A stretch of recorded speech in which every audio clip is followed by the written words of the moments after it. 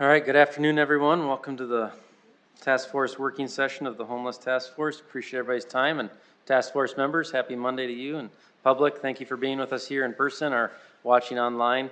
Appreciate everybody's participation so far in the Homeless Task Force. Task Force members, thanks for coming back to Carnegie Town Hall. This just made it easier. I know it's a little bit weird sitting in front of microphones and all that, but the reality is it just makes recording easier, and we do have a lot of people from the public engaging with this. So I hope you see that as a positive. I know it can be difficult being on camera, but there's a lot of people from the public emailing, calling, and wanting to engage with this topic. So appreciate your willingness to be here and participate in that manner. Today's meeting is going to be a little bit different than our previous three. We're going to have more time for open discussion, and so there might be just lots of little rabbit trails, craziness going on here and there. At different times, if I say to you, hey, parking lot is just a tool I use to say, hey, we're kind of talking about something that doesn't relate here. Not that it's a bad idea. So for example, if you're talking about getting a mini donut machine for Carnegie Town Hall, it's a great idea, but it probably doesn't relate to the Homeless Task Force. So I might just say parking lot. Jim will note that what we were talking about it and try to bring it back together on topic, and we'll kind of see where the discussion leads and how things end up today. Just a quick reminder, Task Force members, there's a microphone in front of you. If you'd make sure that light is green before you talk. Light green before you talk. So today we are focused on objective number 1 on our task force objectives there, looking at policy that guides future city involvement, if any, with local shelter capacity and available needs. Just a quick update for task force members. You'll recall at our last meeting, we were focused on objective 2 about engaging with homeless individuals on the street. At that meeting, we formed a small little informal working group. We met, had a really good, I think, a really good conversation, lots of fun. I would say dove into much more detail, specifically met with South Dakota Urban Indian Health, had a very good conversation with them. Going to be meeting with the Link next and following up again with South Dakota Urban Indian Health. I think there's a lot of good conversation there. That group, again, will be coming back to this group. So they're not deciding anything. They're just putting something in a little more package that this group can discuss. So appreciate those who are participating in that and having lots of good conversation there, I expect, over the next month. So today we're going to really drill down and talk about the local shelter capacity and available needs. We're going to get started today with a conversation. First, we're going to give Carrie Benz an opportunity from the county to kind of share what she does. And then again, we'll have open conversation after that, questions for Carrie, and then we'll go to the next one. At the end, we'll have more open discussion flowing as well. But Carrie is really the key leader in our community on a lot of this, the point person for many years, and so she has a lot of historical knowledge and day-to-day leadership as well. So Carrie, if you want to share with us what's going on with the county and your efforts. Sure. Thank you. Really, I think I just want to start off by just saying that with the county, our role within the community, and I'm sure many of you know that bottom line, our role is to provide for those who are indigent, those who are really struggling and having some tough times, and are there to support our community as a whole in regards to programming and finding ways to meet the needs of those in our community. We certainly are a resource, but we aren't the be-all, end-all. We're not a one pill and we're done type thing. We don't believe in cookie-cutter approach, and so we're always seeking new ideas in order to meet the needs of those that are in our community and all the different subsets that the community has. So at the county, we really have 2 different sets of programming. The first set would be those that we are statutorily obligated to provide in our community. And those are our emergency relief services, which would be things like helping people pay rent if they're having trouble meeting their monthly bills. We assist with medical bills. We assist with, say it's a little bit of dental, medications, funerals, the basic utilities, kind of the basic ways of life that we do assist with. There's an application process. We've gone online now, so people are able to go online and make application to our office. We have 5 emergency relief caseworkers that meet with people, whether it be in person or they take the apps online or do them over the phone. So that's our first set. Our second set is our supportive services. And our supportive services have been services that we've developed over the course of time, knowing that really, for us, we really belong where there are gaps and we don't belong anywhere else. And so we try to fill the holes in the subsets and working with those who they don't really have a program, so to speak, that they really fit into categorically. And so we've developed our Safe Home program, which is on 3rd in Minnesota. That's our 33-bed Housing First program. And that is for males and females who have been chronically homeless and addicted to alcohol. That's long-term housing. They can move into that facility, stay as long as they're willing to abide by the guidelines, and they meet those guidelines and the standards that we ask. Then we also have our Alliance program, which is our jail reentry program. That program works with individuals that have had high recidivism within the jail. And our goal there is to kind of reunify them with the community, get them connected to the right services that provide them the support to optimize their success. And then our third program we have is our Synergy program, which focuses on our homeless families. And there we work with a lot of the individuals that go to the shelters, that also have been in and out of a number of other programs in our community and have oftentimes been unsuccessful in those placements, and so they resume services with us.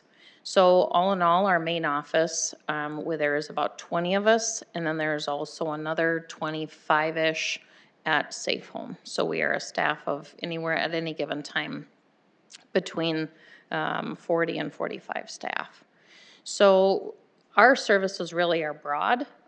We try to be as broad stroked as what we can. Certainly, our services that are statutorily obligated, we have statutes that we have to abide by and live within. So the commission offers us guidance in regards to how flexible we can be. We probably try to bend those as much as we can, but still live within them. As for the supportive programs, those we pretty much write the guidelines ourselves. Trying to stay true really to the county. Our goal is to advocate and empower, certainly hoping to achieve optimal success for anybody that we work with. So that's kind of us in a really broad stroke of a nutshell. I don't want to take up too much time, and if you have questions, I'd rather answer those. Thank you, Carrie. You always got a lot of stuff going on. There are questions for Carrie, comments? Go ahead, Michelle. Thanks, Carrie. I always think I know what you do, but then you tell us stuff and I don't. My question is about the county's relationship with places like the Bishop Dudley. There are specific needs there for, and not just for people that are in shelters, but people who maybe need to get their SSI benefits, or they need to find an ID, or those kinds of things. Do your teams go into the Bishop Dudley and other shelters and help with those kinds of things, or how does that work? Sure. We're an incredibly mobile team. I would say my teams are probably out of the office at least half of the day. We do work with the shelters where they're often. We certainly provide the assistance where we're asked for help. We certainly recognize that each of the shelters have their respective programming, so we try to collaborate with them. But certainly if we're asked to come into the shelter for any given reason, as far as taking applications, assisting with getting those type of items, absolutely, we can be very mobile to do that. Do I remember from the past, you almost had like an office in that space at the Bishop Dudley? I don't know if we had an office. We were there a lot. And I think it just depends on what the need is. I know that for a while we did a lot more outreach. It probably decreased over the time when there was COVID. So we didn't do as much outreach during that period of time. But certainly, absolutely, we can be very mobile, especially now that we have our application online. That's something that's really easy to do. We can help apply online, over the phone, on their phones, and so it makes it quite simple. I apologize, one more if I could. So because when I was taking notes, you do medical bills, dental, medications, funerals, basic utilities, those are all state required. Yep. And then the other things are sort of housing related, justice involved, whatever. If I am homeless and one of the barriers it's a common barrier for homeless folks, is that I don't have my social security card. It got lost in the 7 times I've moved in the last 3 years. Right. Or I don't have a driver's license. I don't have any proof that I even exist. If I walked into your office, can somebody there help me with that kind of thing? Or is that somebody else that has to do that? Nope, that's usually us. That's usually us. We walk through that process with people quite often, especially in our supportive services programs. We do that quite frequently. Okay. We pay for numerous IDs and help with social security cards, even out of state. County pays for it, though. Sweet, thanks. Andy?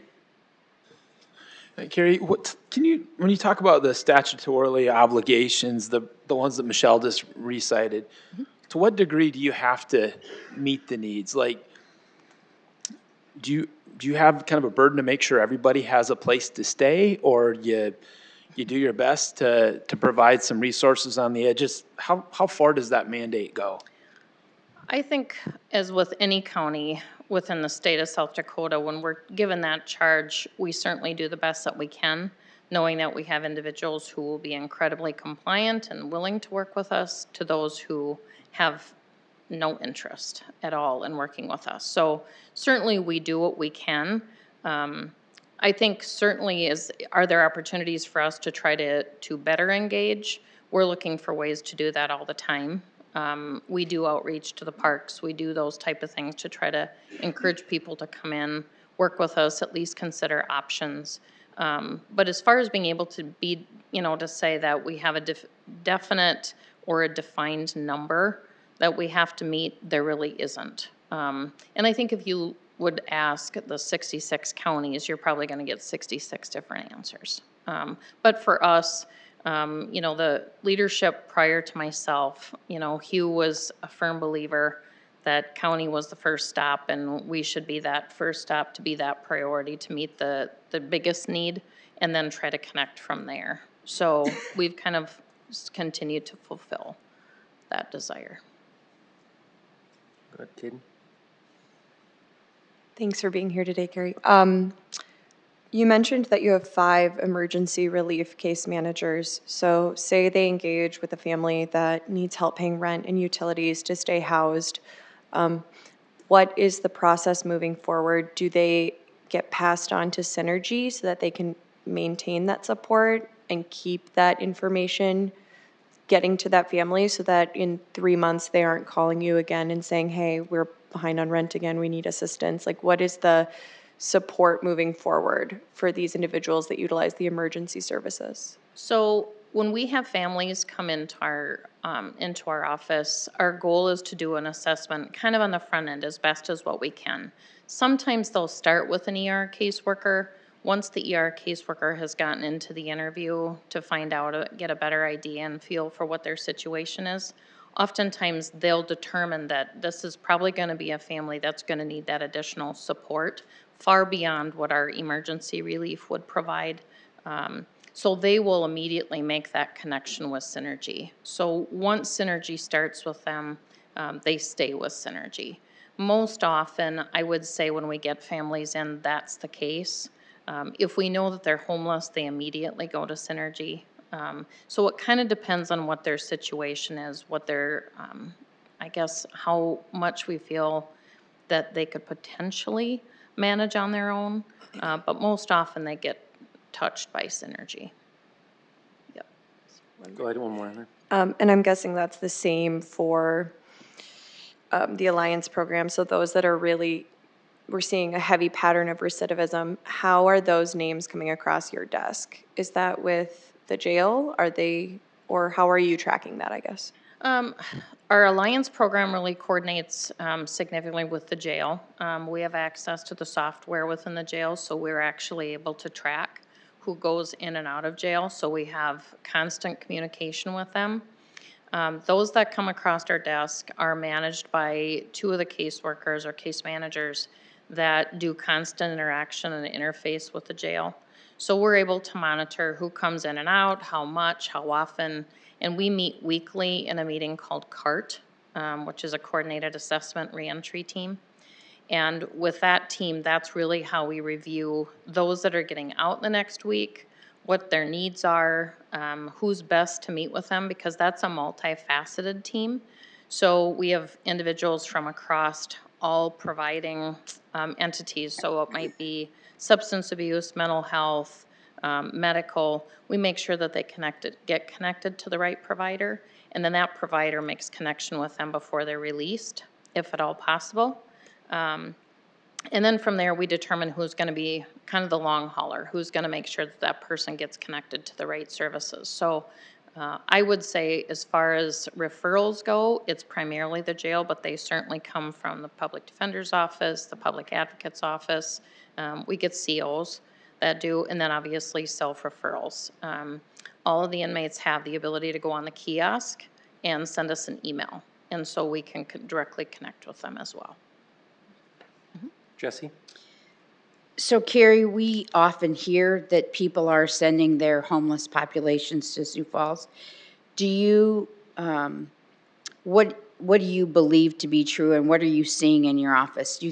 Around South Dakota, do you see other communities in South Dakota sending their folks here? And then around the country? Yes, I see them sending them here within the state.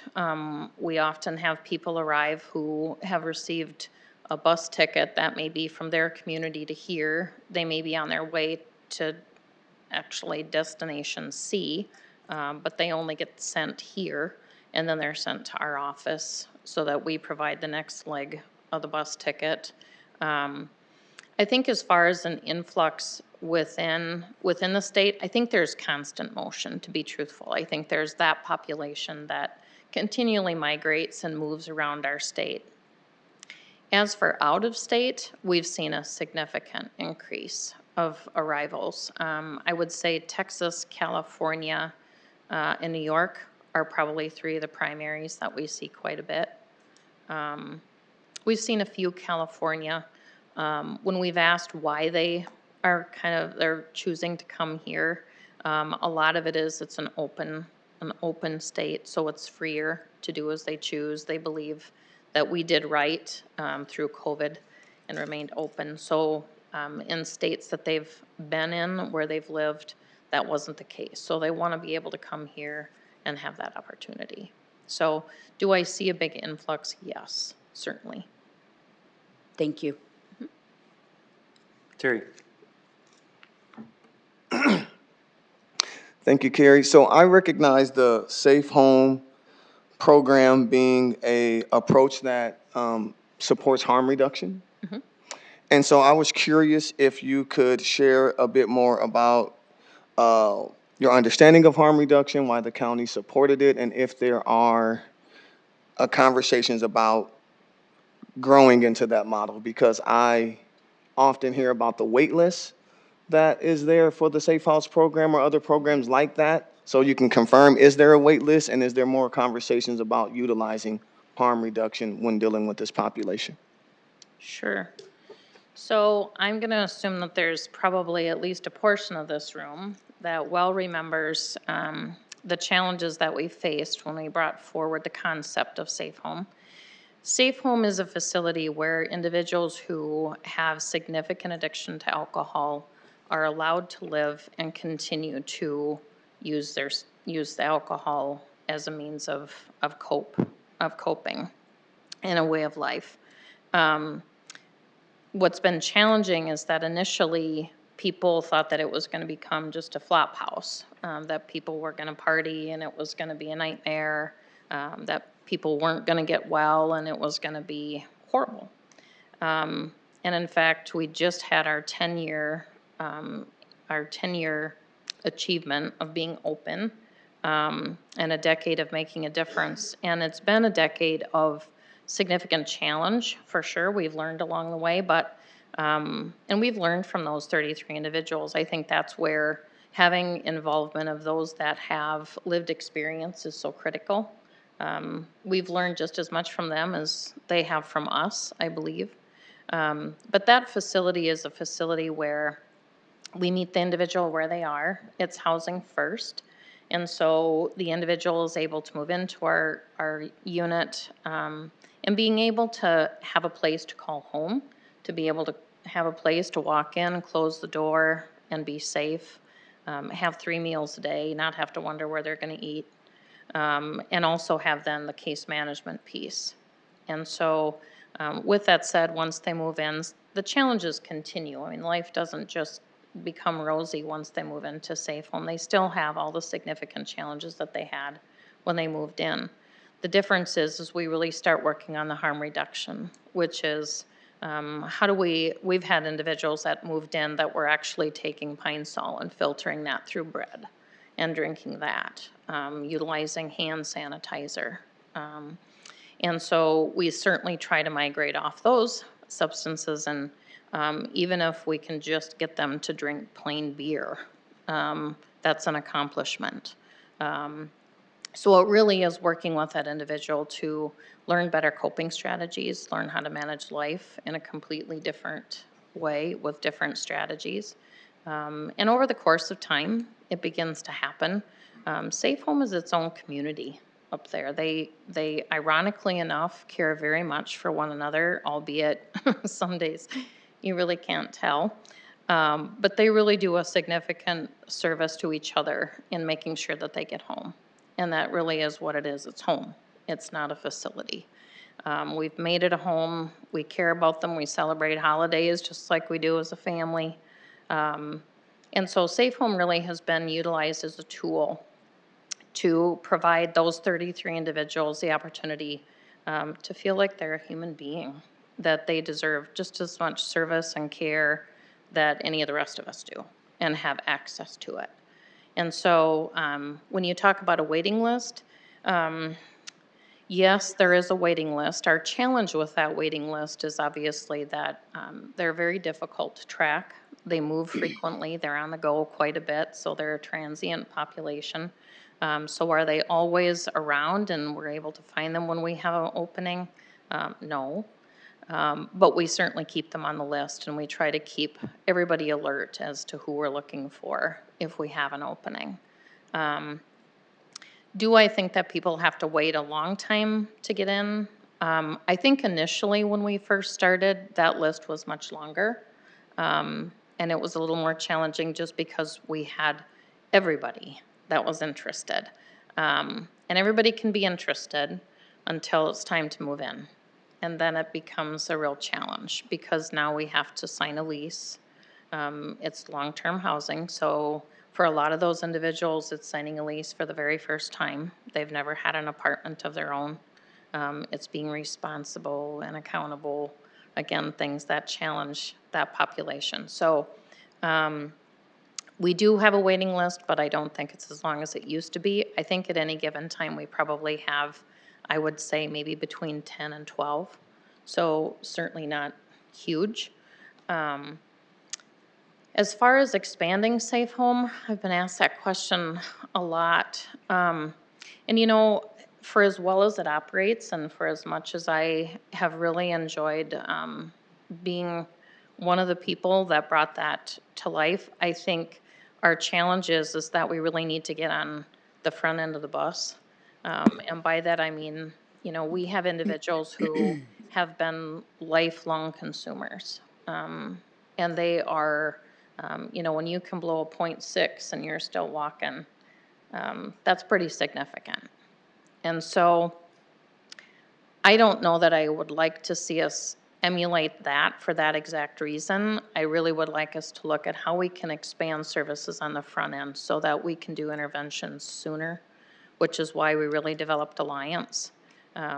We'd like to get that intervention sooner so that we have youth and that younger population that we can do a better job of connecting with so that we don't have a long list for those that are basically in life and we end up having kind of a hospice situation. So if we could make that happen and get on the front end where we have that opportunity, that would be great. Thank you. That was good. Yeah, good. I'm a huge proponent of Safe Home. I love the work there and the mission there, and we definitely celebrated getting a couple of our guys in there when I was at the Bishop Dudley House, so I appreciate that. Are there any parameters for those that are not eligible for Safe Home? I think probably one of the biggest pieces of us accepting someone at Safe Home really focuses on what their history is and what we believe to be, might be other or better options. You know, Safe Home isn't a fit for everybody. And we're thankful for that, quite frankly. We take in and we work with the individuals who, we have a matrix that we use, and so those that rank high on that matrix, that have high level of need, those are the ones that get in, they're prioritized. It's usually people who have significant medical issues that we know if we don't get in, they're probably not gonna make it. And so we utilize that matrix, we do prioritize that list to the best of our ability. Sometimes we have people who end up in that situation where we end up getting them placed in a nursing home because they really are, they require more care than what we can provide. They do have to be individuals who can care for themselves, take their own shower, be able to kind of basically go through the day fairly independently, but they always do have that case management. So Safe Home is a little bit of a hybrid. If you go around the United States, most programs similar to Safe Home, they make case management optional. When we developed Safe Home, we didn't make it optional. They do have to have case management. In some buildings, they have ovens and stoves. We don't provide that. And many of those programs, they're really challenged when you have the high level of need that our folks do. They've started fires. It just becomes a danger and a hazard. And so we just felt that it was easier to provide them with a microwave, some basic things that they can use. But we provide then those 3 meals a day. So it just makes more sense. It's easier, it's safer. And we know then that they eat because we keep track of that. Are individuals who have felonies or are on the sex offender registry eligible for Safe Home? The only individuals that aren't eligible would be those that would be sex offenders, and that's only because it's not a programmatic decision. It was just we were too close to the daycare. And so we weren't able to do that. Otherwise, as far as having any kind of criminal justice activity, pretty much everybody there has been involved with the criminal justice system, not to the level of a lot of felonies. I would say there's probably now, we probably have about 3. But other than that, it would be a lot of the misdemeanors and those that started out probably in the Alliance program and graduated to Safe Home. Mike will be our final question here, and then we'll move on to the next one, but go ahead, Mike. Yeah, Carrie, you had mentioned that you've hit your 10th anniversary at Safe Home. Congratulations, I guess. On all 3 counts, Safe Home, Alliance, and Synergy, do you have an idea what would be the normal time period each of those would be used by clients on an average? Sure. Safe Home is ongoing. They can live there as long as they choose. We have some people who have been there almost the whole time. We have some that maybe would have made it. Unfortunately, they've passed, and so they aren't with us anymore. So I would say for the bulk of those folks, they will stay as long as they can. I would say right now, probably the longest that we have now are probably I would say about 8 that are there, that have been there for at least 7 of the 10. For Alliance, there again, it's a program that they're gonna leave us before we leave them. That's kind of the mantra that team uses. We have had people that have been involved with that program for the 9 years that it's been in existence. And then as far as Synergy, we do follow along with families for at least a year. Our challenge is that most often we almost get to a year and the graduation point, and then typically challenges happen for the family. So they end up coming right back into the program. So there's quite a few that we end up working with for multiple years. So it kind of just depends on what their need is, and if we can best meet that need, or if there's another program that we can get them connected to that can do the long haul. Thank you. Thank you, Carrie. Carrie's not going anywhere, so she'll be available for ongoing conversation. I'm sure some things will circle back after we hear from some others as well and ask some more good questions. So great questions and lots of good information. Next, we wanted to invite back the leadership from Bishop Dudley. We recognize that the conversation we're having about homelessness is a community conversation. We've got a lot of community partners, and as the county, Carrie has already pointed out that she's filling gaps. The only reason there's gaps because there's other agencies that are doing a lot of good work. We could call forward, again, hundreds of agencies today. Specifically, we did want to invite the Bishop Dudley, as many people obviously talking about Bishop Dudley receive a lot of publicity, and they are at the tip of the spear for our community and leading a community effort broadly. And so asked Madeline to come back today, and thankful for that opportunity. And really, I wanted Madeline to share with us today, saying, what, from her perspective, can we do as a community to support them with their service to individuals who are chronically homeless? We recognize that the Bishop Dudley is serving a broad spectrum of individuals that need support and stuff. And today we wanted to really ask Madeline to share with us just some understanding of the capacity there, but then specifically any ideas she had, and we could have conversation as a group of how we could support them in their effort on the chronically homeless front. So Madeline, just the floor is yours to share what you want to share, and then we'll again open it up for conversation and questions. So thanks for coming back. Sure, thank you for having me. I wasn't quite sure what all you wanted to talk about today, so I did bring just a printout that would show, this is 20 months worth of time at the Bishop Dudley House, and our capacity is 100 beds for individuals. This does not include the families. We have 80 beds for men and 20 beds for women. And over those 20 months, this was from January 2021 through August of 2022, we had 26 nights that we were under that 100 capacity in 20 months. And so our numbers are we're always over capacity, and that is a concern for us. Those are our overnight numbers. That's when people check in and they stay overnight. Our check-in time is from 6:30 p.m. until 8 p.m., 7 nights a week. And so you can see this. I think we highlighted, I had some guests help me highlight the nights that we were under capacity, and usually it was only by maybe 1 or 2. Instead of 100 people, we had 97 or 98 or 89 or, just a few under capacity. The nights of 60 guests or 70 guests is long gone. A few years ago, some of those statistics were, in the summertime especially, people would not come into the shelter, or they were transient over the summer. They would leave town. They're not leaving, and we have more and more people all the time. And so we are seeing them 12 months a year.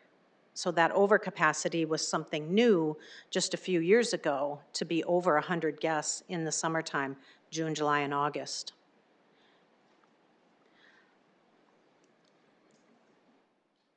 One of the other issues is that we had the fire marshal come in and put an absolute maximum capacity on the Bishop Dudley House, and that is now 155 individuals, again, not including our families, and that is what's mostly concerning us. So I also went through, and your sheets are not marked, but for that same 20-month period, we had 30 nights where we had over 155 individuals. And if you see on your, I know it's in black and white, this printout, if you just look at 100 as our capacity, and you can see how we're well over that, but if you look at 150, if you just go 5 more people, it's about 30 nights over 20 months. So it's not hugely critical, but we need to know on those 30 nights, what do we do with those extra people? And that's a real concern for us. We need to have some way of referring them to some other facility. We struggle to staff the Bishop Dudley House. I know that there are lots of businesses in Sioux Falls and surrounding communities that are having difficulty getting employees. And those are businesses where people work 8 to 5. It's really difficult to staff a homeless shelter where we have people who are, could be intoxicated, who have major mental health issues, and they're working from 10 p.m. to 7 a.m. or from 11 p.m. to 8 a.m. in the morning. And so these are very, very challenging jobs. And then when we have, 10 or 20 or 50 extra people, some nights we had 80 or 90 extra people, it's difficult. It's difficult to place them, and then when they get there, we don't have enough mats. And so those are some of the things that we really need to have this task force look at, is we are not the only homeless shelter in town, and we need help. We do need help figuring out where we can refer others when we are full. Because up until we had that fire marshal come in, we were just taking them all. Because it's really difficult to turn someone away when it's 20 degrees outside or 10 below and say, you can't stay in here tonight. Well, where am I going to go? Well, I don't know. We don't have an answer where you're going to go. So we had to let them in. And that is a challenge. And our staff cannot be the ones at the gate that say, no, you're number 156, you can't come in tonight. Because for too many people, that's a death sentence if the weather is inclement. So that's a really big challenge. We serve about 100 to 120 people lunch every day. We're always looking for volunteers to come in and help us serve that lunch. We don't have a huge staff for the number of people who are coming in and out of our building. We always hear about the people who are staying overnight. We are basically at what I refer to as a community center for our neighborhood. We have people who come in every single day. They don't stay at the Bishop Dudley House. They're not homeless. They are lonesome. They don't have air conditioning. They come in, they have their own place to live, but they turn to the Bishop Dudley House to have lunch, have companionship, to come in and see what kind of resources we have available. We have, haircuts. We have people that come in and do free haircuts. Anyone can come in and do their laundry for free. They just have to sign up. Anybody can come in, take a shower. We have a case manager. Just until the last couple of weeks, we have added a case management coordinator. Some of the greatest challenges out there is that it's difficult to hire caseworkers and case managers. And then once we have one, she is bombarded. And then our family coordinator left and took another position. So now this individual had 150 to 160 individual guests, as well as 7 families at any given time, that they're trying to help provide resources for and get those Social Security cards, those driver's licenses, ID cards, so that people can go and get to work, because without those basic necessities, they cannot get a job. I don't know if anybody has any questions. I can just keep talking. Go ahead. Hey, Madeline. Thanks for being here today.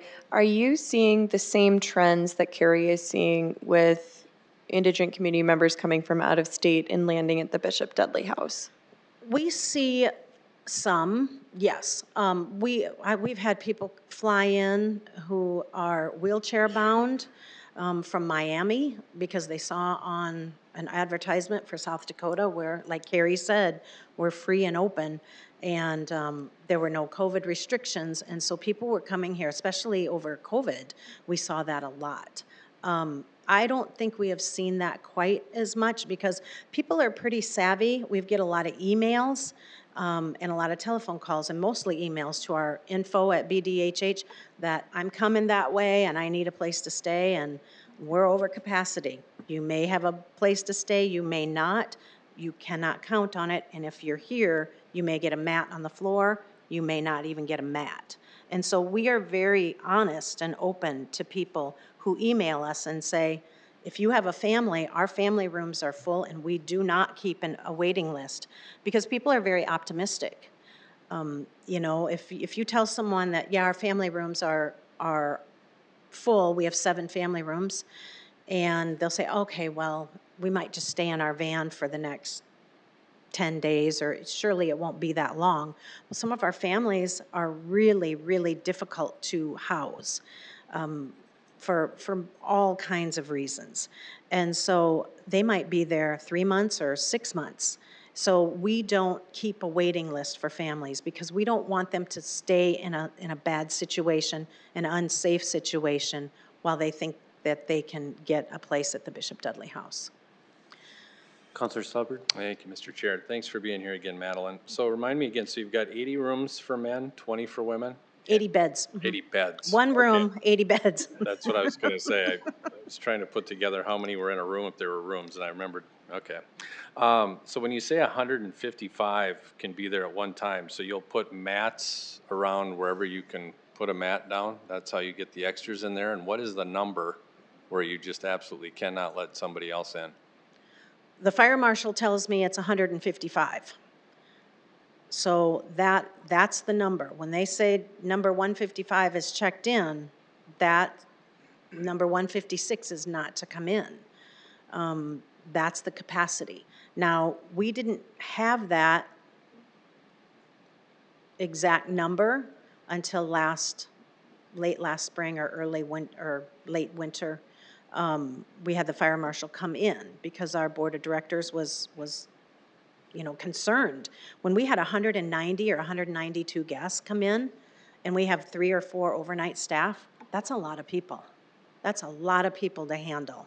And so we had to find out what our maximum capacity was. So the fire marshal came in, did a tour.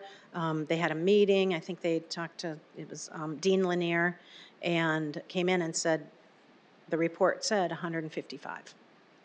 Yeah, I can't even imagine being the one who has to tell 156 you can't come in. What do you have for staff again? How big is your staff? We have about 20, which day is it? We have anywhere between 25 and 28 to 29 staff, full and part-time. Turnover is incredibly high. We just hired, I think our operations manager offered 9 people jobs, and 4 showed up and 2 stayed. It's not an easy place to work. But our guests deserve the best. These are human beings. These are citizens of our community. They have families who care deeply about them. They have families who love them. And there's just a lot of families that cannot take care of their loved one because of their addiction and mental health challenges. And there is really no other place who's going to take someone when mom and dad decide to drop off their 27-year-old son. Thank you. Rebecca? Do you keep statistics on average length of stay? Is it something that people are using as a housing option as opposed to a temporary shelter? And how do you Yes. address those if it is? Well, actually, yes, all of those. We do have length of stay. If you look in that, for that 20 months, the average stays per night was 124 nights. We do have people who are basically living at the Bishop Dudley House because of the lack of affordable housing and the lack of housing for people who have felonies or who have our sex offender status. There is nowhere for these folks to go. And we are always full in our family rooms because there is just a lack of affordable housing for families as well. And so we do keep all of these statistics. We know exactly who stayed every night and how many nights they stayed, going all the way back. What does that case management then look like for an individual that is staying there, an entire year? What does that look like for them? Well, we call Carrie a lot. We're like, what can we do with this person? What can we do with this person? What can we do with this person? And there's just a lot of people who are stuck in this limbo. There are no options for them. There is nowhere for them to go. We had a veteran in our facility for 586 nights. It was awful. She had no business being housed at a homeless shelter for 586 nights, but she did not fit any criteria for any help from anywhere. Terry, we'll come back to you, Michelle, in a second.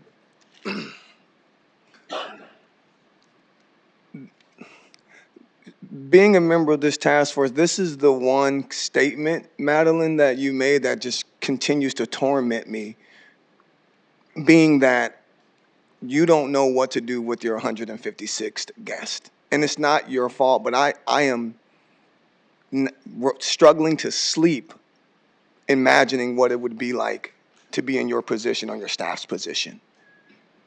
And I'm just curious if any ideas have been presented to you, your team, or your board in regards to what to do with that 156th guest. And I heard you say that we will have an opportunity as a task force to explore some of that, and I look forward to digging deeper and making suggestions of my own. But I'm just curious, in your position, has anybody brought you ideas of what to do with your 156th guest? No. I don't know what to do. That's going to be a challenge in itself, and it's not just going to be 156, it's going to be up to 170 or 180 because of the weather. So it has to be, and you can see on that sheet, I know it's not a pretty spreadsheet, it's ugly, but you can see the numbers. Those numbers don't lie. You know, we have to figure out what to do with those folks on those nights. Michelle? Well, I started out with a specific question, and then you talked about a veteran, and there are supposed to be no homeless veterans, period, end of statement. And I was looking over my notes before I came today, and Clarence Koister was here a couple weeks ago and said, veterans, you know, we've got a place for them. And you're telling me that's not true, that there, at least in this community, there are veterans who are homeless. Yes, there are homeless veterans. But Michelle, you have to remember, people can choose that as well. You have to be careful on pointing fingers at others because, you know, not everyone will sign on the dotted line because they have a mental health issue that does not allow it. So that's where we need to have these people someplace that they can get treated for mental health issues. We're not that. We're not a healthcare facility. We are not trained in healthcare. We are a homeless shelter, and we keep people alive day by day by day. That's our job. Keep them in, get them in so that they don't become victims outdoors, so that they do not freeze, so they don't get hit by cars. How many times do we hear that in our community? Way too often. And so we have to have open doors and open arms to people who come to us so that we can just keep them safe for that night. Mm-hmm. Right. So 2 other questions. One, how many of the folks that are living at the Bishop Dudley are working at least part-time? We have, I'm trying to get to that number. From what I can tell on our nightly reports, it's about 40% of our guests who stay at the Bishop Dudley House are working full or part-time or some sort of day labor, which may not be an everyday type of situation. But many of our guests work at the Sanford Premier Center. They work the concerts, they work all the events, so they're coming back late at night. And we have to guarantee those people a bed because we know that they're out working. And so that figures into that 156. We have a work verification form, and so we have all of those folks in a file, and we know when they're coming in, when they're coming back. Good, thank you. And then one other thing, I told you this story. I want people to hear this because this is part of what I'm seeing we need to take care of.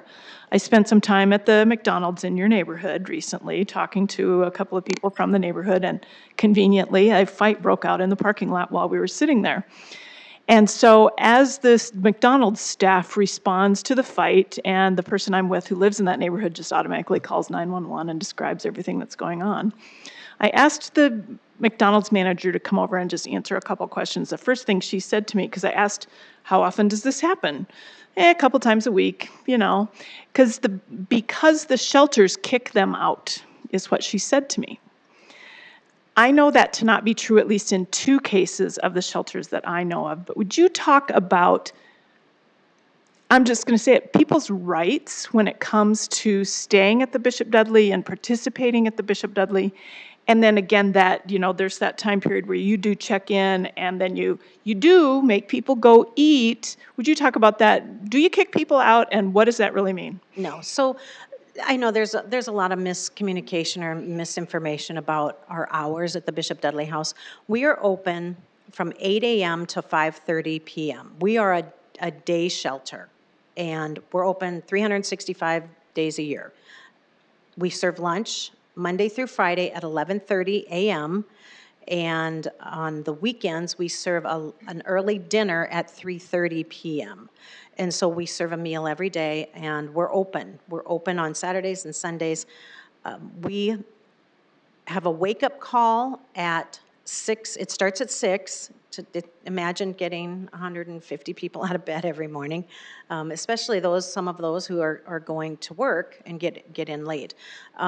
So we have people who are, they're getting up, they want to take a shower, they're getting ready for work, and we ask everyone to be out of our building Monday through Friday. This includes the families, so that they can go over and get breakfast at the banquet. The banquet serves from 7 until 8. We are closed from 7 until 8. We are closed when the banquet is serving dinner. So they do have a place to go. And so then we open our doors back at 6:30 p.m., and that's when we do the check-in process. It's done electronically, and we do take volunteers if anyone would like to come and help anybody who's watching. We always need volunteers for check-in, and that is a greeting. You greet people as they come in. Check-in is from 6:30 p.m. until 8 p.m. And so then people are doing their laundry, they're taking showers, they're getting ready for bed, they're reading a book, they're doing whatever. And our day room is now closed. It is not open. It's only the overnight rooms. So our day room is open during the day.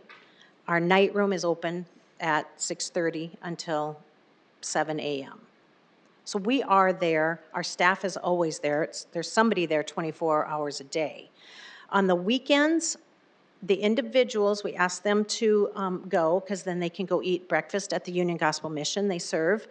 The families, they do not have to leave. They get to stay in, and we have it staffed so that the families do not have to leave on the weekends in the morning. So they can be there 24/7 from Friday night until Monday morning. Go ahead, Jesse. Michelle, thank you for asking that question, because that is a huge misconception in our community, that there's no place for folks to go during the day, which nothing could be further from the truth. And so I think we need to continue to tell what we are at the Bishop Dudley House and what we aren't. And thank you so much for asking that question, because it's really important. And we're very concerned about our staff, having to tell that 156th person, Terry. We haven't had to do that yet, and I hope we don't have to do it, but I'm very fearful for them, because they don't come to work there to tell people that they can't come in. You know, if you're going to come to work at the Bishop Dudley House, it's because you have a heart for people, and if you have to be the person that turns them away, that's gut-wrenching. You know, I know it's gut-wrenching for our staff. It is gut-wrenching for the board. I can tell you, we just don't have the answers. And so, yeah, we're hoping for some divine intervention about what our next options are going to be. Madeline, I'd just like to hear your perspective for a moment on, let's just say we were putting a finite amount of dollars to work, and we had to make a decision of where to put them to work. I mean, one option is the Salvation Army type shelter scenario that you make available for 4 months out of the year. I'm not proposing that, I'm just sharing that as an option. Another thing that I'm hearing is this pinch point of housing for individuals in that first step out of the Bishop Dudley and other agencies in that 30 to 60% AMI area, which we're going to be talking about in a couple of weeks. If the city was to make an investment from your perspective, $1 million more, would you say, hey, let's plow into creating more housing units, 30 to 60% AMI, and try to get that funnel a little bit bigger up there? Or would you say, hey, this is emergent, we need that $1 million plowed right now into another shelter option immediately? I'm just not right or wrong, just asking for your perspective of someone who's on the ground every day. I think we need, because of our population, we need, if you're going to build another apartment complex, there are so many people who can't afford to move out, or they're all doubled up. Those families are going to get those, or those individuals are going to get those low-income housings first. Because if you have a choice to rent to somebody who's been staying at their cousin's house or their grandma's or with their parents, they're going to probably get those apartments. We need emergent housing. It needs to be, because many of our guests are mentally ill and chronically addicted. And that kind of housing is not the answer for them. We need another safe home. We need a safe home that has case management like this one, but it has to be for people who suffer from mental illness with some case management. It's very difficult for landlords, and I don't know if you've talked to property owners, it's difficult when people go off their medications, and it can be difficult for other tenants who live in those same buildings. And so it's very difficult to house people who suffer from mental illness. They struggle to stay on their medication. They struggle with addiction on top of that. And so we need some kind of facility or a home, group homes, I don't know what the answer is, with someone there who could provide case management, and these people have a room that they can call their own. That would help this situation, because many of these guests are terrified to live by themselves. We have had so many people transition out of Bishop Dudley House who, if you even bring it up that, hey, we're finding an apartment, we've got an apartment for you, their anxiety goes through the roof. They start pulling at their hair, they bite their nails, they are scared to death to go out on their own, and because they have health issues, they have chronic health issues. One guest said she has kidney dialysis every day, and she said, what's going to happen to me if I live alone? What's going to happen to me? These are the people that need to live in a group home setting. And she got her apartment. We said, you have to leave for 30 days. You can't come back. You can't come back and use the Bishop Dudley House's lunch or a crutch. You need to learn how to live alone. Get a cat. She came back on day 31. She came back for lunch. Didn't see her again, because she was out for 30 days and thought, oh my gosh, I can't believe I lived there for a year and a half. You know, once they get out there and they know they can do it, we need to have help to help these people learn, and that's through mentorship. We need somebody to make a connection with our guests, and it has to be one-on-one. We couldn't hire enough case managers to help all of these people. There's not a magic number. Their fears of moving out and being alone and learning how to live on their own with mental illness and addiction are like moving mountains. They can't even think about living on their own. And so that's what we need. We need group homes or some kind of facilities where people can have a room, a dormitory, where they have different floors and different rooms, where they just have a small room to themselves, much like the safe home. Thank you. appreciate you sharing your perspective on that. And we'll have more conversation with Madeline in the weeks ahead as well. We want to make sure we leave enough time for other guests as well. So thank you so much. Next up today, we have got with us the Helpline leadership. Helpline is kind of a beautiful combination of everything we've already talked about, probably, in that they're the glue that brings a lot together. But I thought it was really important for us to hear from them, is that many people maybe don't think of the Helpline when they think of the homeless population in our community, but the Helpline is deeply engaged in helping us care for people. And so I want to make sure that we're not developing new systems, but we're strengthening existing systems and understanding the systems that are in place. So Janet's going to kind of give us a high-level overview, and then we'll open it up for discussion just like we have been doing. Janet, we'll turn it over to you. Thank you, Rich, and I'm happy to be back again with you. I was here a couple weeks ago, kind of gave you some numbers about the Helpline Center, talked a little bit about the network of care. So was invited to come back and share a little bit more information about network of care. So I'm just going to walk you through a couple of slides that has information about that, if we can figure out how to make it advance. There we go. Thank you. So as I covered the last time I was here, the purpose of the network of care is building a coordinated social service system that's providing those needed services to individuals and families in the most efficient, effective, and caring manner that we possibly can. We want to provide that data, that analysis designed to help the community serve those in need and to help make effective referrals for those individuals. So this is just a little graphic to kind of talk about that person who is in need of care. Obviously, there's lots of needs, as we've talked today, that an individual may have, whether that's housing, food, transportation, counseling, whatever the case may be. So the network of care supports those connections and coordinations through technology. So it is very much a software system that allows those connections to happen to effectively help that person get connected to the resources that they need to be stabilized or wherever they're at in their journey. So it's very much, you'll see the whole person or the whole picture of what is happening with that person. And what the system also does is provide that streamlined kind of communication between those providers, helping the providers, which we have many fantastic, wonderful providers in this community, talk and communicate with each other in a coordinated fashion to best help that person in need, to kind of have a ongoing look at where that person is at and where they have been and where they need to go from here. So the network of care, confidentiality is a huge issue for us. So I'm not going to go through all these 12 bullet points of how we ensure confidentiality, just to let you guys know that, of course, we have our individual clients signing releases of information. We have all of our partner agencies signing MOUs with us.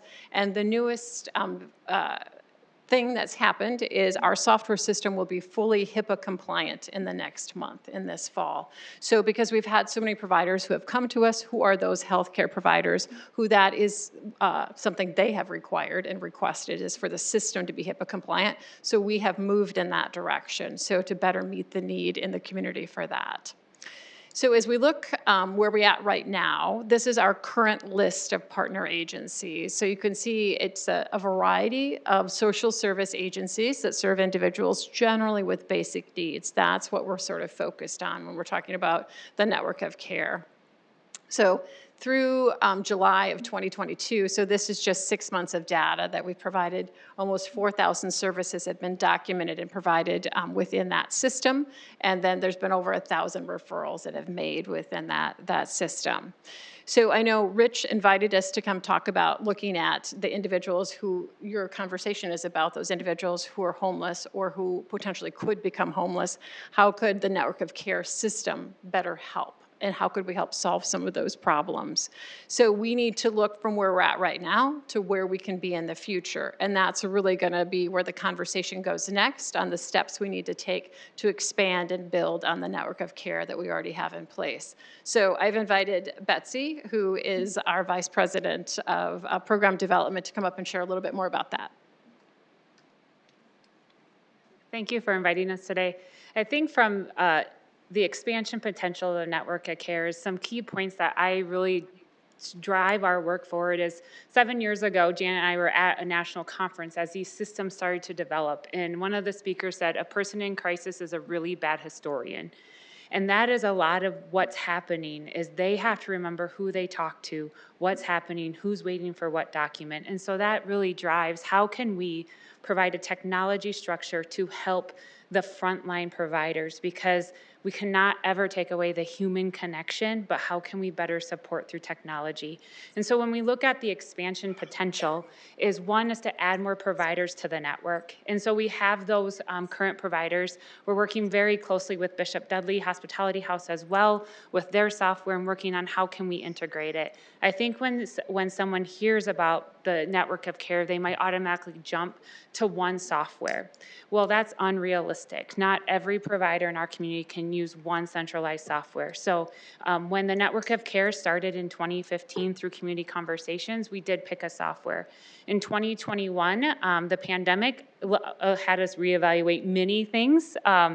And we realized we needed a more versatile software. So we went through a huge software transition in 2021 to have a more flexible software that we can integrate. So I think as we talk about adding more providers to the network, it's also meaning integrations with current providers. Not saying every provider has to use one software, but how can systems talk together to keep this continuity of care for the clients, to serve them more efficiently. So if they talk to agency A and then they go to agency B, we can carry that conversation forward to make sure they're not falling through the cracks. So that goes to universal case coordination notes as another expansion. A key piece to the network is each partner agency still has the autonomy of being their own agency. And so there's things locked down in the system that only that agency can see, which is critical to that autonomy. But what are the components of increasing that universal coordination? So wherever they touch the system, our amazing service providers on that front line can carry that conversation. And also a real-time understanding where the person is housed. Right now, we work with St. Francis House, Bishop Dudley Hospitality House. We're in conversations and we support their software as well. But is there a potential to open that up to understand where the other housing opportunities are and where people can find vacancies more efficiently? And the final piece is the external referral into the coordinated HCNC system. So is there a way that a partner can provide a referral as a touch point that we can continue that navigation, realizing that not one agency is going to solve this, all of us together have to. So the baseline of that network of care is really providing that technology infrastructure to empower and the human connection through our amazing service providers on the front line. Great. Questions, discussion, comments, helpline team? How does one become an agency partner with you, is my first question. My second question is, do you see any gaps in services offered by the agency partners? So I saw the furniture mission is on there, so furniture is covered, right? Is there anything that is not being covered that you hope to bring on board in the future? So to become a partner agency, we really, in 2021, didn't add any on purpose because we were doing a major software transition. So right now, our team is starting to meet with agencies, and so it's really a discovery process of what their needs are. Some of our partner agencies didn't have a software, so they were using pencil and paper. So it's also helping them increase their ability. So we first do a discovery process with them to say, and also make sure that they understand that we're not just a software provider. You have to participate in the network of sharing that information and the referrals. There is some cost involved from an end user perspective, so we need to be upfront to say, here's the cost involved to cover those end users, because as Janet mentioned, that confidentiality is so huge. So every single person that has access has to be a named end user. We don't do general logins because that confidentiality is so critical because of the people we're serving. And so once through that discovery process, we really move forward from there and look at, is it a fit, and continue forward. I think with gaps served, we've really focused initially on the basic needs, making sure those basic needs are covered. Now, there's a lot more partner agencies in there serving that we could add, and so I think It's really looking at basic needs, I think, initially, but going from there, there's definitely some behavioral health, mental health programs we're in conversations with, and that's a key piece to add that HIPAA compliancy piece of that to that software. Not that we want medical records stored in there by any means, but how do we bring them into the fold to be able to help navigate those social services for the patients they're working with?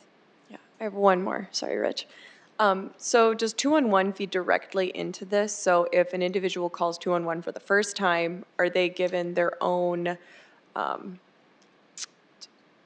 profile? Yeah.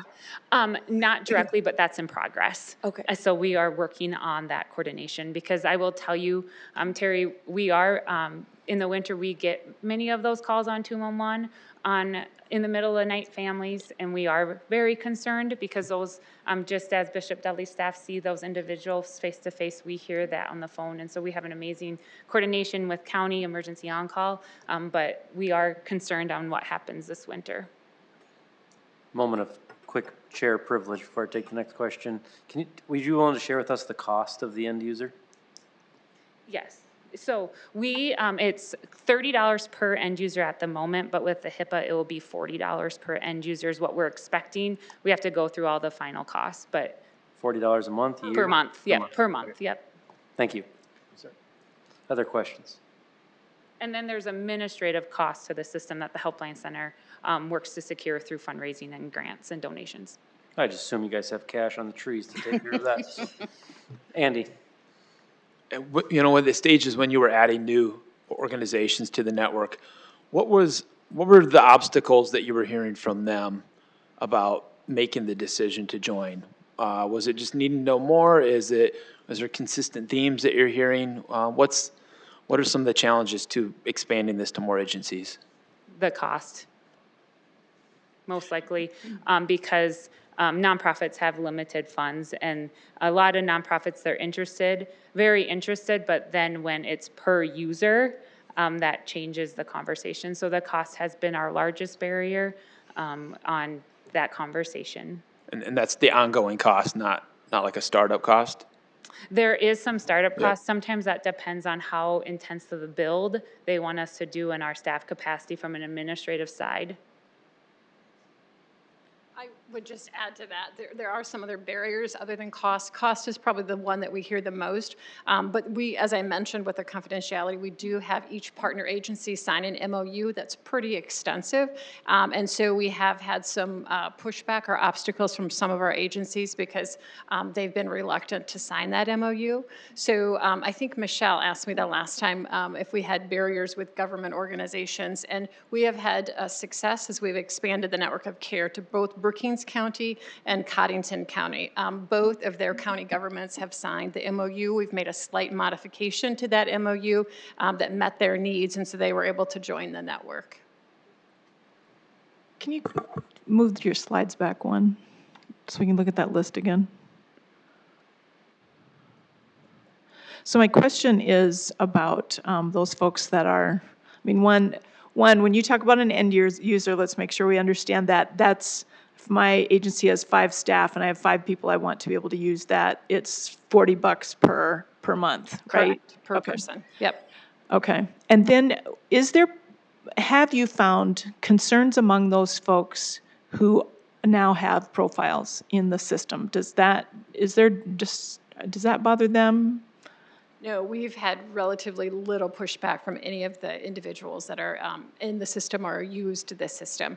Quite honestly, I think they feel like we were already doing that we were already communicating and sharing information with each other. And I think they see the positive end result that this is going to better help their situation and prevent them from having to tell their story multiple times over and over again. So I think they see the benefit of it.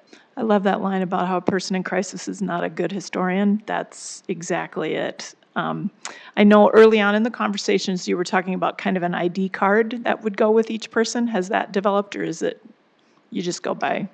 We did a small pilot with that, and we found that wasn't the most effective way of operating the system, so we've moved away from that. Yeah.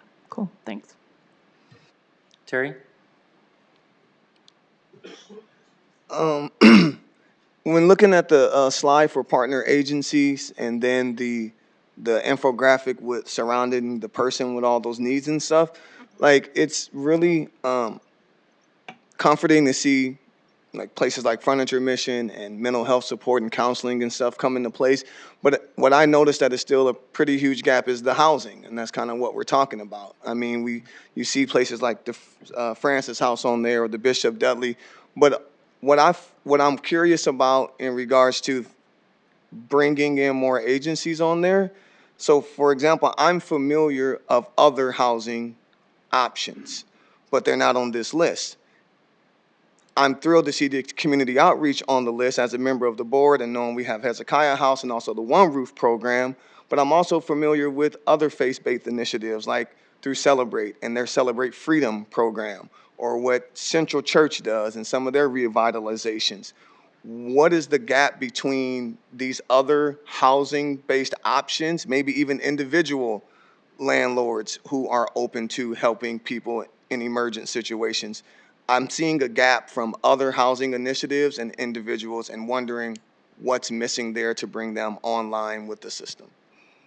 I think some of it is what we referenced before, the expense, the cost for the individual organization. If they're a small organization, sometimes they see that as a barrier and they're not prepared to either pay the startup costs or the ongoing costs or both of those. And some of them, I think it's just that we haven't connected with them. You know, we certainly know that they're out there through our resource database, but we haven't made that connection specifically for this program for Network of Care. Thank you. Rebecca? Just a point of clarification on that. If they're not on the network of care, they still could be in the 211 database. Absolutely. And if someone calls for housing, they may give them.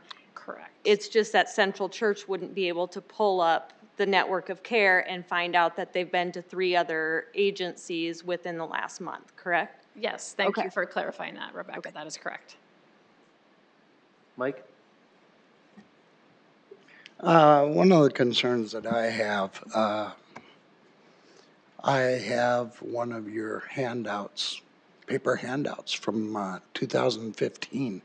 It's about that thick. I'll have to admit that I was the culprit that came down and had you people print out a bunch of them, and now the thing's about that thick. One of the things that was very glaring to me when I went through it was that it was 89 pages long, and pages 41 through 81 were all for-profit counseling services. And I guess what we're looking at, although counseling is a specific portion of what we have to deal with, is, you know, we're looking at what could be done nonprofit-wise, maybe assisting you, maybe assisting someone else, but still in all. That kind of stood out to me. Could you give me your response on that? Sure. So I believe Shanice, our database manager, worked with you, Mike, to kind of put that list together. So our resource database has over 5,000 agencies and programs. So there's a lot of information in there. And it really depends what resources you're looking to pull out of there. We can really customize that to a certain degree, anything that you ask. So specifically talking about mental health resources, though, we do have for-profit providers and nonprofit providers for mental health care. And the primary reason for that is to give our callers a choice. Certainly, we want to make sure that they have every option available to them. And so oftentimes our conversation is going to involve if cost is a barrier for them. Do they need a sliding fee scale? Do they need somebody who accepts insurance? Whatever the case may be. So that is part of the conversation when we work with referrals on that. But if they're looking for a very specific type of provider and cost is not a barrier, we want to make sure we have that within our resource database to provide. So it's rare that somebody will sit down and print out the whole list like you did, Mike, but that's okay though. But so most of the time it's not that overwhelming to the person. We'll try to narrow it down for them and help them make that selection. Thank you. Mm-hmm. Any other questions for the helpline leadership? Go ahead, Annie. Hi. Okay, so for domestic violence agencies, they would not participate in that, correct? In the network of care? Yeah. That is correct. They generally across the country have made a decision not to. Okay. And then for some of the barriers that some agencies have expressed would be because they already have multiple databases that they have to enter information in. Is that like kind of rare, like there's not a whole ton of, or is that more widespread? You know, I think it's a little bit what Betsy talked about when we're talking about what the solution is that some agencies don't have a software system, so we can provide that to them. Some agencies do, so we have to provide whatever that connection is, like an API that can feed data into the system that we have. And so I think that's really the conversation we have to have with them and not look at that as a barrier that they're already using a different system, because that's okay. Do we know anything about how much an API would be to connect like a majority of databases? Yeah, Betsy, you can share. That is a loaded question. And so here, from our perspective, we picked a software where we have an open API. So we have Alex, our integration manager, can build open APIs to deliver our data. The challenge is the API to receive it is up to that software company's. So we're trying to work on a certain integration right now, and we're waiting for a quote back from that software on what the cost is to receive our API. So there's not a clear cut. There's some also softwares, depending on how old the software is, that don't even have an API set up. So then we're looking at, can we do a secure file upload overnight? Can we do a data dump? And so all of those have different costs, but it's really, our cost is fairly minimal with this new software that we chose because of that reason. So it's really the cost on the software we're trying to connect with and what that cost is by their developer or their team. Have you gotten any estimate on that? Like if you had one agency you were working with at all, like any idea of how much? Well, it's all depending if their API is open, so you can build it, or if you have to pay for the engineer time. So it could be anywhere from 5,000 to 150,000 times. So it's really software by software, and who has to do the building? Do you have to pay the developer to do the building, or do you have someone on site if you have access to an open API? Our previous software did not give us access to the API, so hands down, it would probably been 30,000 per integration for us. And that's why this new software, it changes our position from a network, but we still have to work with that other software we're trying to connect with and that cost. And even if they have API ability. Thank you. Technology 101. Appreciate your time. Thank you. Thanks, Helpline. All right, a lot of good information again today in a variety of fronts, and I think we've dug another level of detail down on various items as well. One of the items today that we're not going to have an opportunity to talk in detail about just because we're not quite there yet, but opportunities for housing families and potential ideas. Some of you are maybe aware, we know the whole community is aware, that most recently the Children's Inn is in the process of moving to a new facility which will create an opening at their existing facility.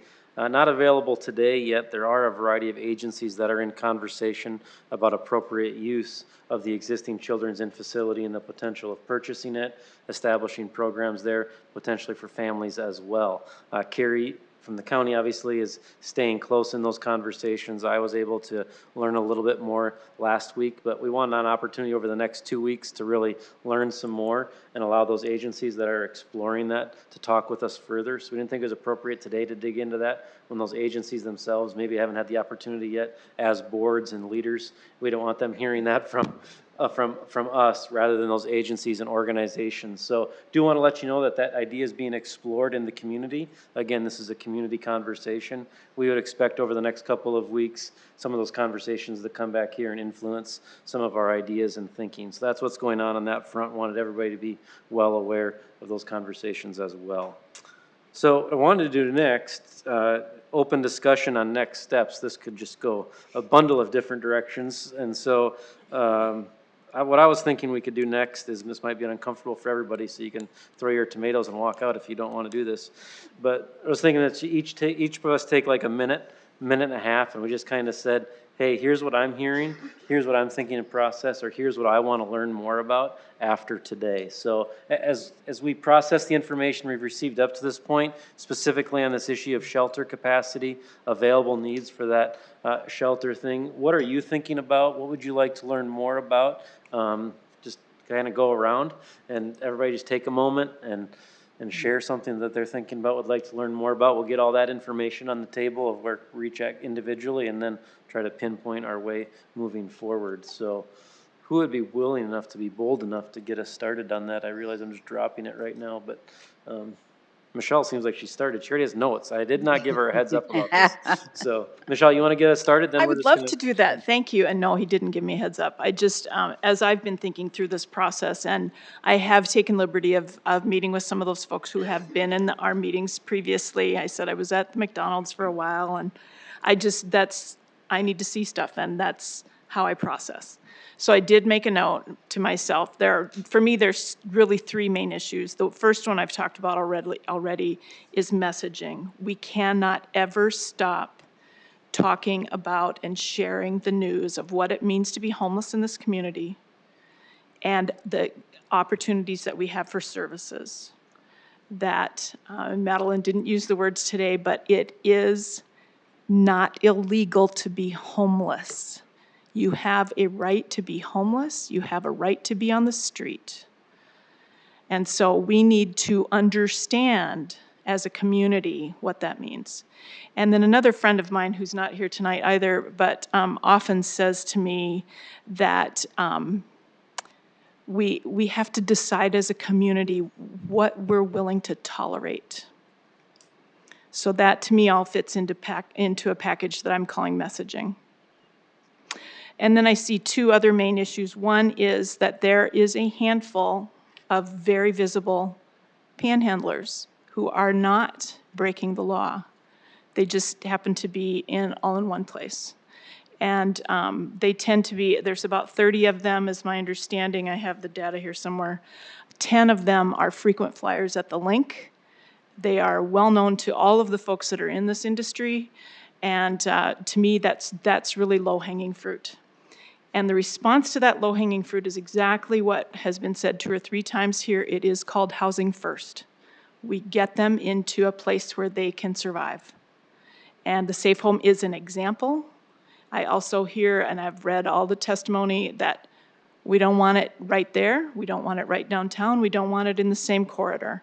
But we have to, as a community, decide that housing first is the most important piece of how we manage that small group of very visible people. That's my note. Thank you. Who else would be willing to share kind of where they're at, what they're processing? Andy? I have very non-fully formed ideas here, so I would echo housing first. I think if we could look to the people that Madeline sees day after day and find a different place to care for them, that would help the overnight numbers, and it'd certainly help a lot of lives. I'm struck with how many different entities provide case management, and I know Madeline and I have talked about the need for ID cards, and I know of at least 3 places that do that. And I know that is hard work and hard to coordinate, but I just wonder about the ability to use technology if we had more participants to coordinate those types of things. And then I just the piece that I'm kind of struggling with is that we're over capacity at some places and under at others when we're having fairly similar services offered. And I think in the short run, we have to have conversations about why are there empty beds some places and people that could be turned away at others. And I think that might be us. It's hard to do that if you're running an organization and trying to have partnerships, but I think that that's a conversation we have to continue to have because we've got a problem coming in about 2 months. There's a lot of talk of collaboration and willingness, but it seems like one place in town has to carry the water for all of these people that don't have a place to be. And so I think we need to keep having that discussion as well. Thank you. Other reflections, perspectives? Terry, go ahead. Mine are not fully formulated either, but I'll go ahead and spill them here. My heart and head is continuing to empathize with Madeline, Jesse, and the Bishop Dudley House, and spending time imagining solutions for guest 156.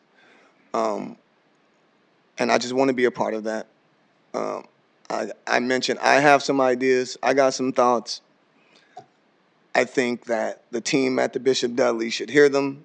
I think we should advocate for them, because if we have no options, then any option, it's better than no option at this point.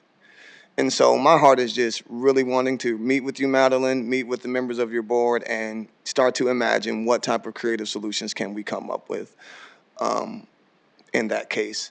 Additionally, I think there's some opportunities too at the Bishop Dudley to continue to build into your culture. You've done a great job there in bringing in more activities and doing cultural things there, culture-based stuff there. But I do recognize that there's more opportunity there to develop an even stronger culture, particularly as it pertains to developing peer accountability, peer ambassadors, and really not relying completely on your staff to be the solution. That within the population of the homeless in transition, there's potential there to have leadership be developed from within the community.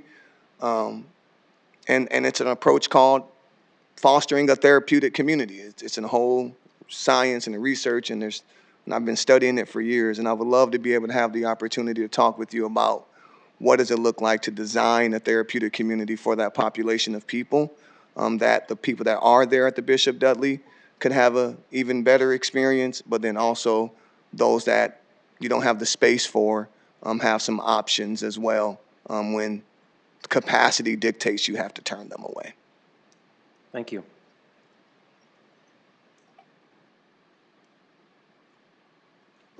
Any other council, any other task force members, something perspective? Rebecca? I can jump in here a little bit. I think one of the things that strikes me is there is not going to be one solution that's going to fix all of this. Each time we hear about a different program or a different situation, we seem to be talking about different populations of people. We have individuals who have mental health needs. We have individuals that have chronic alcohol or substance abuse issues. We've got others that are maybe temporarily without housing because of circumstances or financial difficulties. And so I think if we're going to try and tackle this as a one solution, we're going to fail at our efforts. I think we need to have, like we have been, a good understanding of what are all the services, but then there needs to be kind of this continuum of services and making sure we're matching up individuals with the service that's right for them, not just matching them to wherever there's an opening, you know, hey, go here, oh, you need another, okay, go here, but really doing a good job on that front end, matching them up with the program that's going to best fit their needs so that hopefully we can reduce the number of agencies that person has to touch. And then that coordination of services, I think, is a huge piece of that. We have a lot of agencies doing a lot of great things, but I feel like there is a lack of coordination and leads to some of that bouncing around that many of our families, individuals probably do, trying to get to the right place because there feels like a lack of coordination. And so focusing on those two things, the understanding of the continuum and the different populations that need specific care, and then that coordination of services. Thank you. Mike? One thing that simply occurs to me is that I fully agree with the housing first scenario. But as everyone on this task force understands, every city in the United States of America has innumerable jars where they need to put their money. And when it comes down to housing first, there's going to be a tremendous outlay for that. It's the kind of thing I would like to see. I don't know if it would be able to come to fruition, but that's one thing I'm getting. when it comes to the idea also of the outlay that would be needed. I had been doing just a short amount of thinking. That's the only way I can do it. City of Sioux Falls has approximately 1/5 of the population of the state of South Dakota. If you talk about Aberdeen, Watertown, Brookings, Pierre, Huron, Rapid City, some of the larger towns, smaller cities, if you'd like to call them that, probably make up another 1/5 of the population of South Dakota. That's where the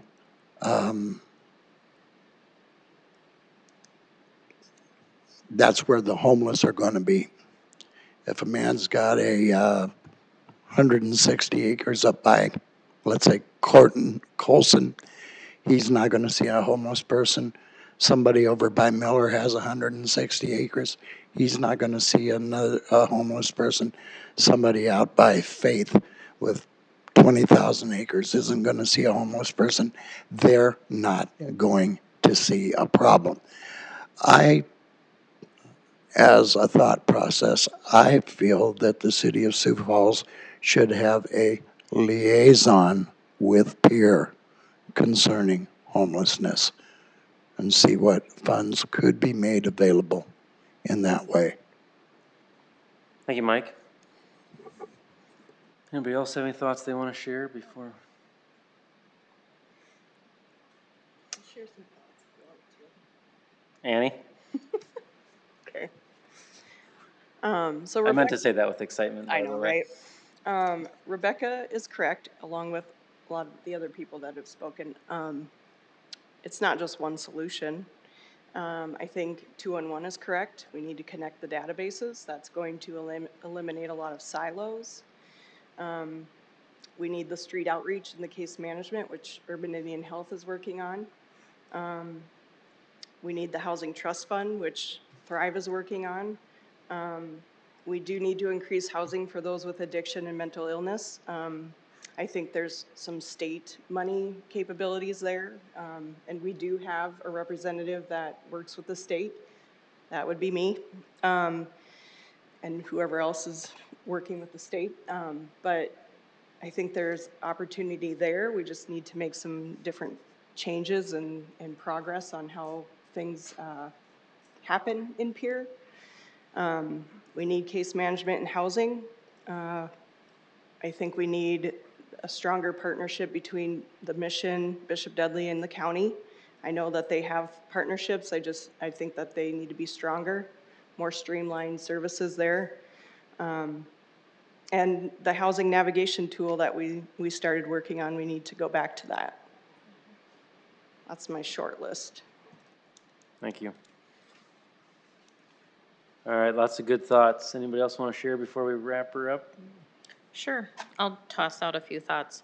I think some of the things that we need to focus on are just not always jumping to the negative. I think we have a lot of challenges, that's for sure, but I think as people bring up ideas, I think moving forward it's going to be critical that we focus on the positives that we do have, and that when change is suggested, that it isn't undermining, it isn't demeaning to anybody, it's just a way to try to grow and be creative. I think there's a real need for streamline. I think there is a lot of opportunity for agencies to come together to work a little bit differently. You know, when you look at the inventory of services that we have within Sioux Falls, oftentimes we have what I've kind of come to call kiosks, where things just pop up, and those services are offered for a short period of time, and then we all know that funding is a huge issue, right? And unfortunately, then things disappear, and the programming and the services that were once there are now gone. And so I think we have to think about long-term and sustainability. Without that, we're going to continue to do knee-jerk reactions. So I think as we look at plans, we have to consider that long-term and how we can be responsible. And I think it's looking at each agency to be able to best define who they are as well as what they are not. We go through that all the time at the county, what we are and what we are not.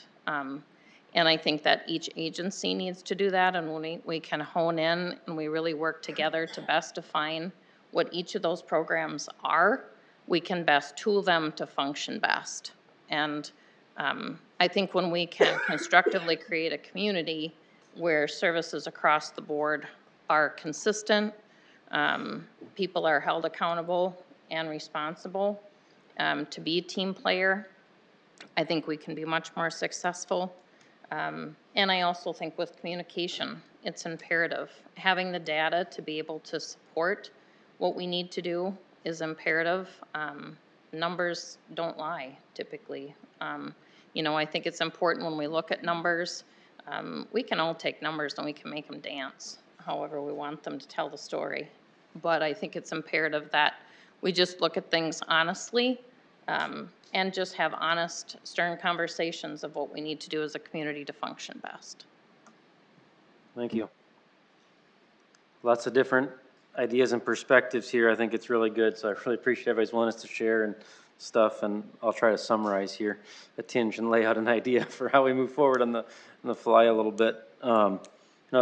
Three things really stick out to me that I think kind of pick low-hanging fruit to stay positive, at the same time tackling some bigger issues as well. One thing I would propose is ask that we would, as a task force, ask Andy to bring us back over the next month specifically on the ID front. What can we do as a community to really strengthen the process of getting IDs, a system, program to make sure that IDs are readily available throughout our community. I'm not putting the right words in here exactly, but you know, saying this is really important. It's hard to get a job. It's hard to take that next step without that process strengthened. So it'd be maybe a lower hanging fruit item that we could just understand, strengthen. Sorry, Rich. Caden and I met with Reynold Nesba about how to get IDs and birth certificates funded. Perfect. You two will be homeless. You two will be talking to Andy then. So we're not going to solve it right now. I'm just proposing an option to choose from to focus on. Secondly, it seems as though hearing a lot of housing first conversation. I think it's an area of general agreement and growing agreement across the community of saying we need to get, whether that's another safe home, whether it's something adjusted like that. But what I'm hearing from the group is let's dig in there a little bit more versus put in resource starting another shelter, for example. I'm not oversimplifying, I'm just saying let's put some resource in there. So maybe you would ask, Michelle is going to be kind of leading our next meeting potentially on the higher level housing, 30 to 60% AMI, but ask Michelle and Carrie and I maybe to meet on that piece and talk a little bit further in depth on the housing first of where we could potentially bring some thoughts together. And then the third item, I'm hearing a lot about collaboration, and it's one thing to say, hey, everybody go get along. Hey, start working together. But the reality is we're all kindergarten still. You never really grow out of that. And you need something to rally around. And I think we should really encourage collaboration by rallying around the helpline. It's much easier to go and say, hey, we'd really encourage you to participate in this because it's going to create collaboration and partnership through the community. And the collaboration becomes a byproduct of participating in the helpline versus, hey, we want you to collaborate and get along. So what can we do to encourage greater participation in the helpline? Let's take that conversation another level down to see what resources or community messaging, public education we could provide to encourage that collaboration. So those are the three kind of things I would see we could have some movement on moving out of here is IDs. Let's get some further detailed conversation on that. Let's have a more detailed meeting on housing first and specifically what type of housing first should we be a first priority for us to tackle. Third, how can we encourage the helpline even further, provide them the energy, resources, messaging to continue on the great work that they're doing. So those are the three things I'm going to propose that we kind of move forward on. The final one that I'd propose is that Councilor Selberg and I would volunteer to go have a conversation with the other entities. I think Mr. Patterson brought up a great point that we need to be straightforward and honest and ask everyone what their capacity is. We're not going to have another housing first thing solved by October. Councilor Selberg and I could go and to these other entities that are involved in the situation and say the council's working on this. Could you help us understand what your capacity is, maybe why you're over, maybe why you're under? And so coming and saying, what could we do to understand that further? Councilor, would you be willing to have that conversation with us? I'd be happy to help. So is there general agreement? In those three things, kind of saying, let's try to pick up some momentum on those three areas? Okay, so after this, Jim and I will sit down in the next day or two, try to pick up some times, and we'll reach out to each of the kind of sub-entities to continue those conversations and so forth. But really appreciate everybody sharing their perspective and helping us to continue to move forward. Well, it's really important that we continue to hear from the public as well, and it's 5:45, so we've brought this right to the perfect time. If you're here from the public, we have an opportunity to come and share with us as well. Each member of the public has 3 minutes if they wish to address the task force. So you can come and share for 3 minutes, and love to hear your perspective as well. Any members of the public wish to share their perspective tonight? A long bike ride today, sorry. I'll keep it brief. Thank you, friends, for allowing me to do this. My name is Mark Leonard. My family and I moved here 2 years ago from Southern California. I'm a native of Southern California. My wife is from Canastota, South Dakota. She's a Dakota girl, so I learned about the wonders of South Dakota 30 years ago plus and always enjoyed it. The wheels were finally coming off, so we pulled the trigger and moved here, yes. Sioux Falls, my home. I've got 30 years experience in homeless ministry through a ministry called Jackets for Jesus out of Riverside, California, from Central Community Christian Fellowship. Pastor Eric Denton, I'm flinging this out there because you may want to follow up. Feeding the homeless in Skid Row in Los Angeles every Sunday night, leaving Riverside at 8 p.m., setting up for years under the radar. Finally, we're sanctioned by the powers that be in LA, and pursued that, and through volunteer, just loving on people. The drug of choice, unfortunately, in LA right now is heroin and methamphetamine. I know a lot of guys down there, and they go to Riverside to get the better methamphetamine to bring it back to LA. It's just all that stuff happening, folks. And needles on the street, thousands and thousands and thousands of people running around naked with needles sticking out of their arms. It's just beyond heinous. And so, in all the years I've been involved with that, there's the one truth that I feel that needs to be addressed, and it's something I think you all would agree with, and it's almost kind of like the elephant in the room. And that's, I hear people don't want to be accountable and the mental illness, and buddy, I've seen it all. I've seen it all. But here's the real issue, folks. You gotta eliminate drugs, first of all. First of all, we've got open borders now. What does that mean? It sounds like we're talking kind of on a reactionary level, but I think we need to be really thinking in the future here regarding all this. Open borders, serious, serious drugs coming through. You will see it manifested, I promise you. And so until this is addressed, I'm a positive guy. I like to be, the glass is almost full, but this is the real deal, folks. It needs to be addressed, okay? So thank you for your time, huh? Thank you for sharing your perspective, Mark. Other members of the public that would like to speak tonight?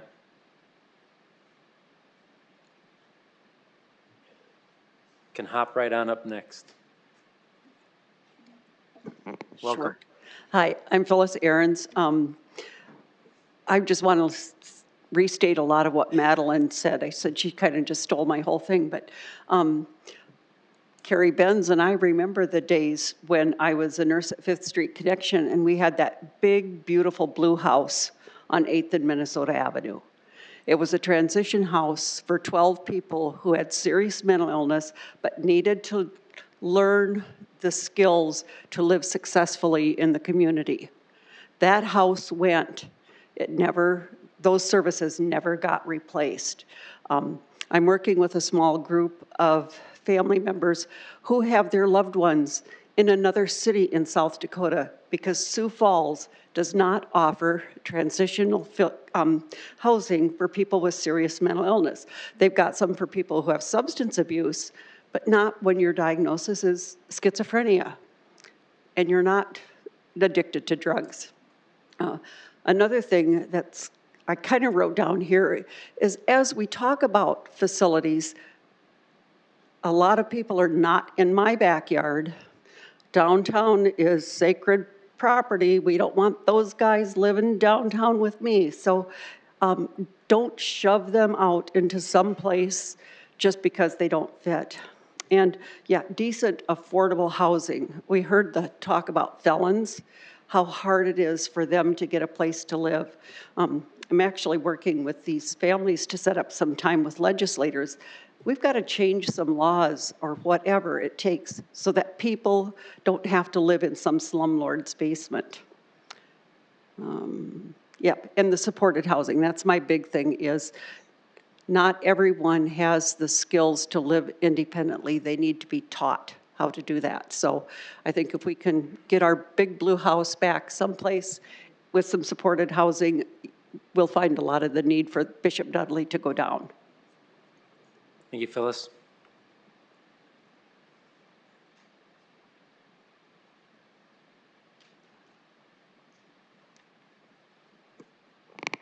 Welcome. Hi, thank you for allowing me to speak. I am a community member. I am a seasoned community member. I am a grandmother, great-grandmother, and mother, and aunt. And I'm here because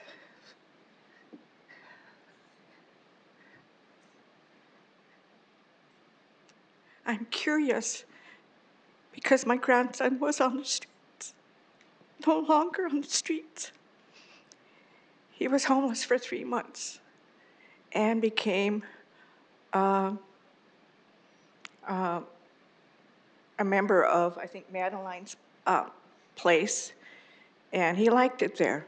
He was in and out of the hospital for 3 months, March, April, and May. The last month, May, he was admitted as a John Doe. He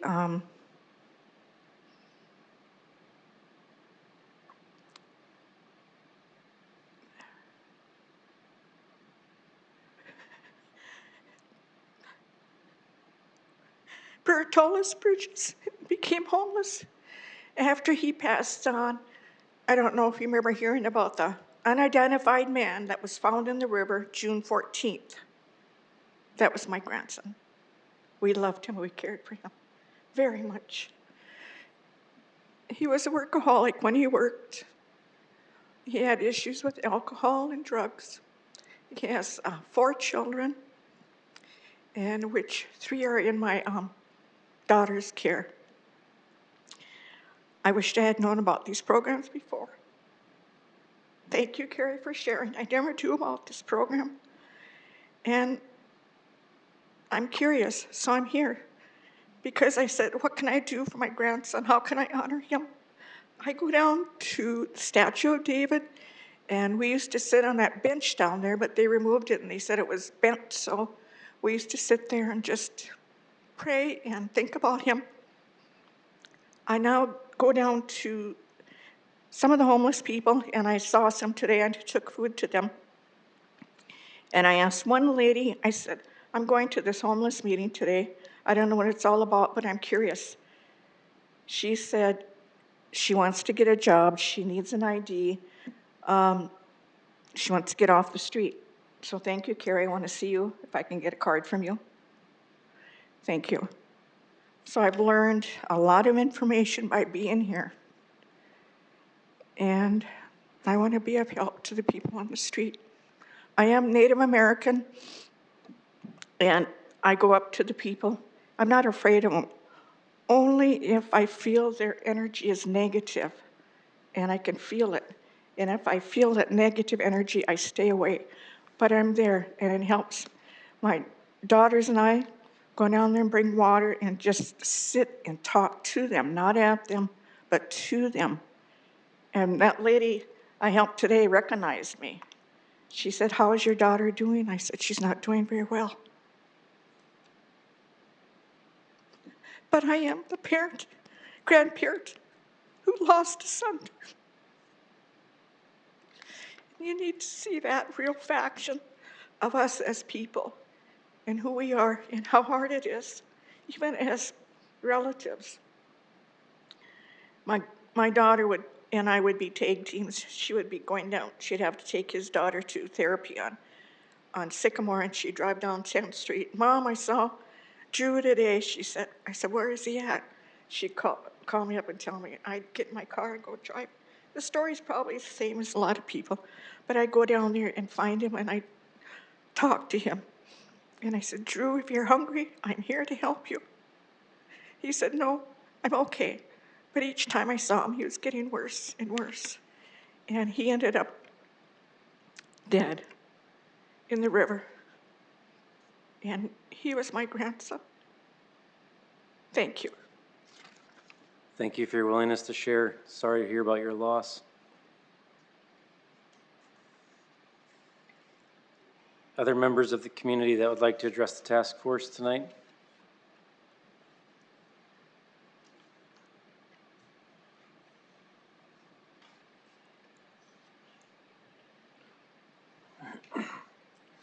Well, task force members, thank you for your time and your commitment. This is obviously extremely important. We're talking about people, we're talking about our community, and we want to put our best energy forward of helping the people of our city.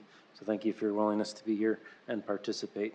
Jim and I will follow up in the next day or two here with our next step on those items. And Michelle and I are meeting this Friday to talk about the agenda of our next meeting as well. So we'll follow up on that item as well. So we'll close out our meeting there for today, and have a great night, everyone. Thank you.